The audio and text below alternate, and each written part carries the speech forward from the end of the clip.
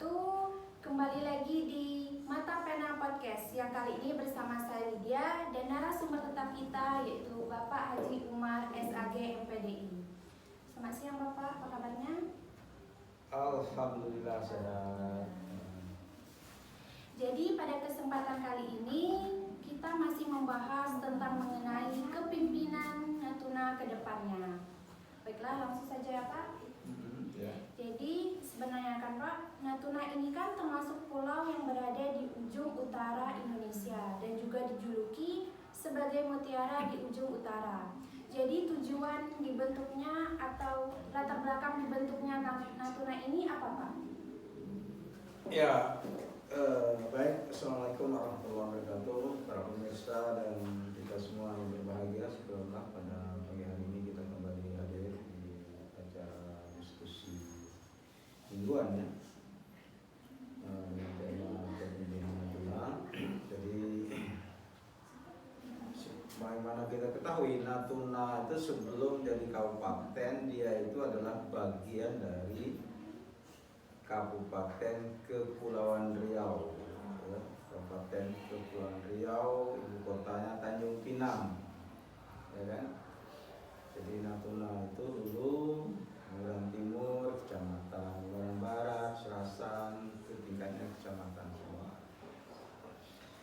Kemudian pada tahun 96, 97, 98 itu kan ada upaya gerakan dari masyarakat untuk mengembangkan Natuna itu menjadi kabupaten seiring dengan pemekaran wilayah lainnya.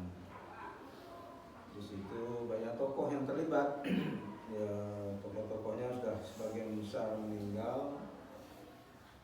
Misalnya Pak Idris Sirat itu sudah meninggal, kemudian siapa lagi yang masih hidup itu Pak Daeng itu masih hidup, saya masih hidup, dulu gerakannya di Tanjung Pinang. Ya kalau kita lihat kilas balik kenapa Natuna itu dimekarkan dan dibentuk atau ditingkatkan statusnya dari kecamatan jadi kabupaten, itu pertama adalah untuk bagaimana mengembangkan potensi yang ada di Natuna itu untuk kesejahteraan masyarakatnya. Yang kedua waktu itu memang ya terkait dengan rentang kendali, ya. Rentang kendalinya itu kan jauh itu. Kalau ngurus KTP ke Tanjung Pinang misalnya kan jauh sekali misalnya kan. Perubahan KTP misalnya jauh sekali. Jadi untuk mendekatkan rentang kendalinya dengan masyarakat sehingga pelayanan pemerintah terhadap masyarakat itu semakin dekat. Yang ketiga, waktu itu gagasannya selain untuk mengembangkan potensi itu supaya potensi yang ada di Natuna itu bisa mensejahterakan masyarakat Natuna. Yang ketiga adalah bagaimana masyarakat karena Natuna itu berada di perbatasan supaya kedaulatan bangsa kita itu semakin kuat, gitu kan, dengan ditingkatnya statusnya jadi kabupaten waktu itu kedaulatan daerah-daerah kita ini dengan berhadapan dengan negara-negara tetangga itu semakin kuat dan semakin mandiri gitu kira-kira. Oke, jadi kalau bagaimana cara memimpin daerah seperti Natuna ini Pak? Menurut Bapak?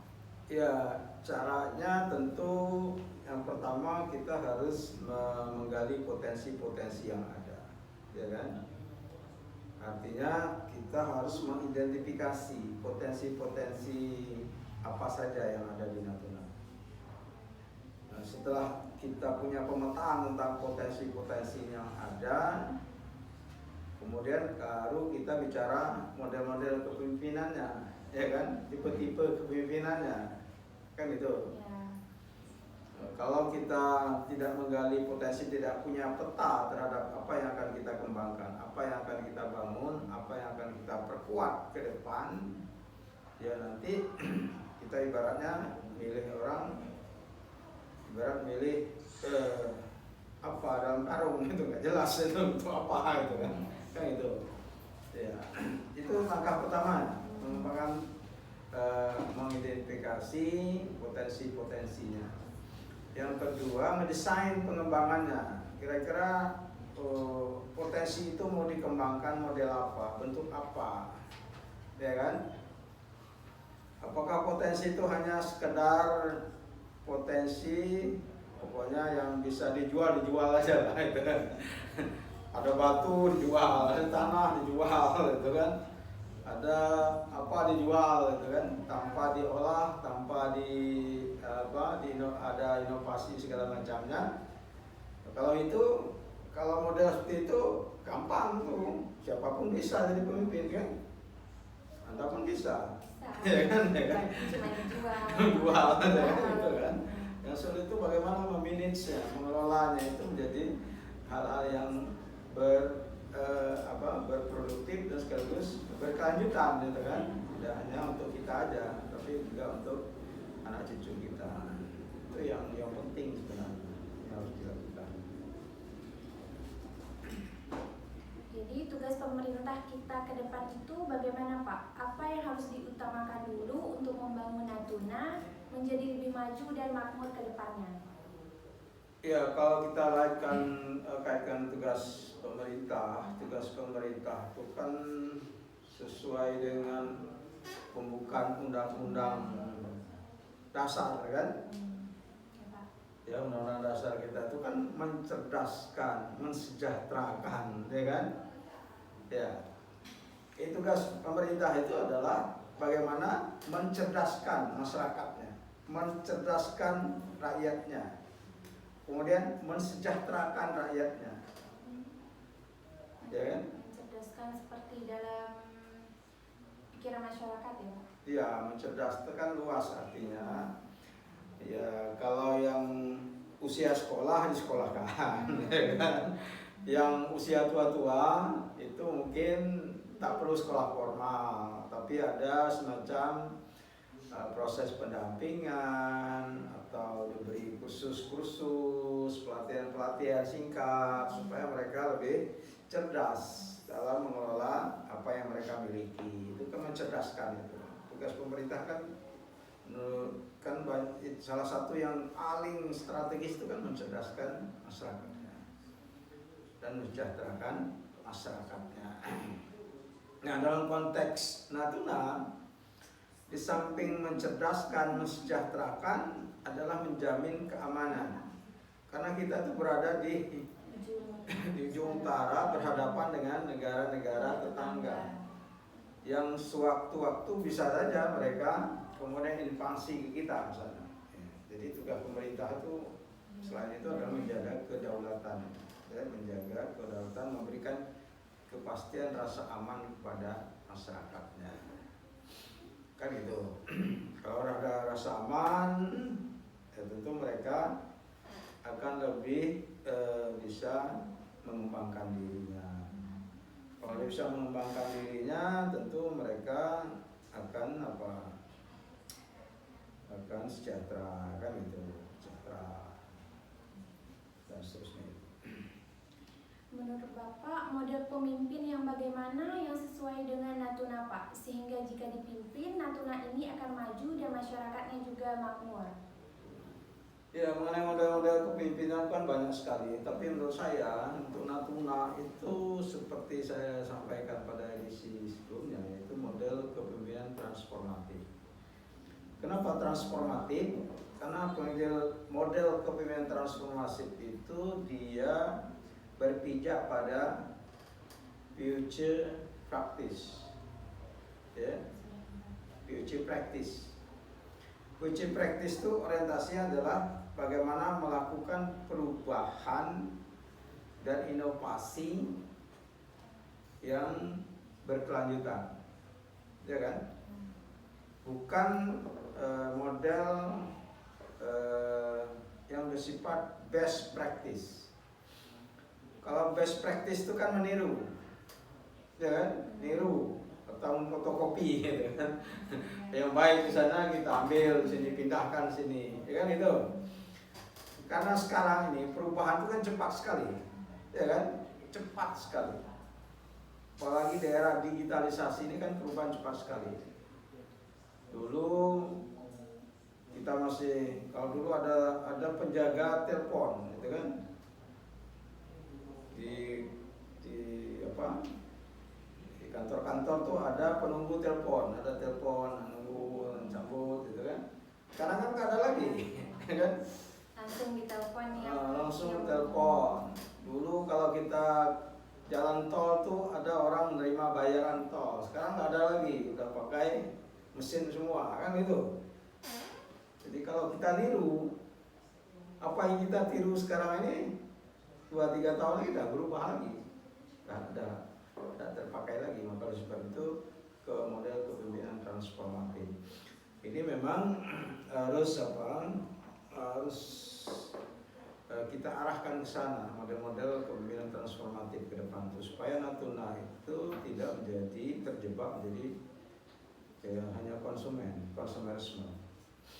Kita ini masyarakat Natuna atau Indonesia pada umumnya kan hanya sekedar jadi konsumen, kan? Ya kan? Kenapa? Karena kita best practice orientasinya, meniru, ya kan? Hanya niru saja. Akhirnya apa? Tak ada perubahan. Atau akhirnya kita terjebak jadi konsumen. Sekarang ini, Anda kan jadi konsumen semua nih. Ya kan? Jadi konsumen. Baik, ini apa deh Pak? Sagamu ya kan? Ya, Indonesia harus maju ke depan, itu harus orientasinya future practice, bukan best practice.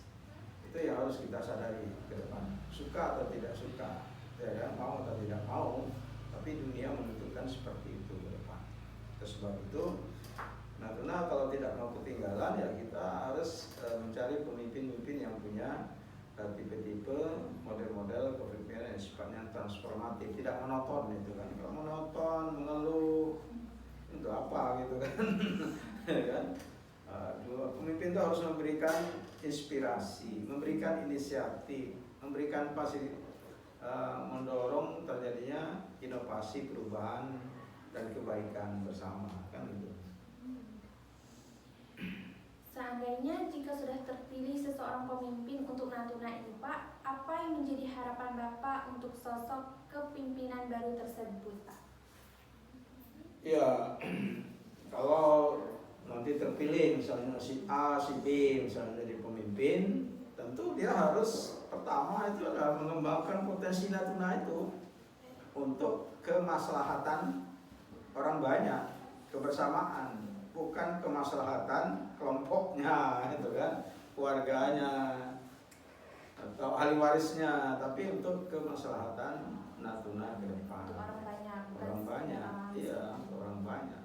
Itu kan itu harus melahirkan rasa adil, rasa kebersamaan, ya kan?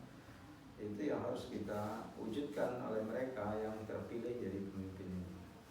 Oleh sebab itu Natuna itu harus punya eksperimen tentang figur-figur yang jadi pemimpin. Dulu sekarang ini formulasi kita itu kan gabungan antara birokrat dan swasta. Kalau dulu zamannya ini birokrat politisi, kebanyakan pemimpin Natuna itu adalah birokrat dan politisi, politik, ya kan? Kalau kamu politik itu kan isinya kan ya bagi-bagi itu. Yang penting dapat nih, dikapling-kapling, akhirnya apa?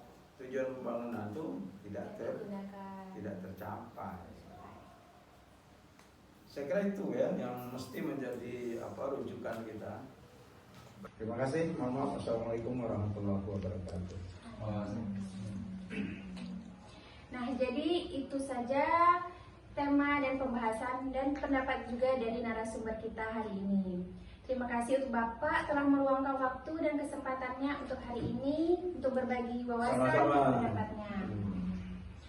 Saya selaku host pada hari ini, mohon maaf jika banyak kekurangan. Saya pamit undur diri. Wassalamualaikum warahmatullahi wabarakatuh.